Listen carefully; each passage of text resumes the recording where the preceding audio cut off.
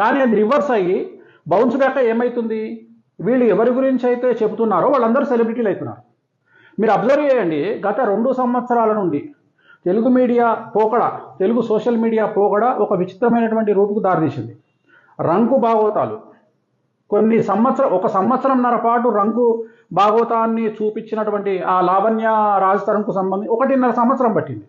నడుస్తూనే ఉంది, ఇంకా నడుస్తూనే ఉంది. ఏమేమిటి రంకులు, బూతు ఆడియోలు, తర్వాత సీఎంను తిట్టేవాడు ఒకడు, బండబూతులు, తర్వాత ఎక్స్ సీఎంను తిట్టేవాడు ఒకడు, తర్వాత డిప్యూటీ సీఎంను తిట్టేవాడు ఒకడు, తర్వాత ఎవరికి నచ్చిన పార్టీలను వాళ్ళు నచ్చని పార్టీలను తిట్టుకునేవాడు ఒకడు.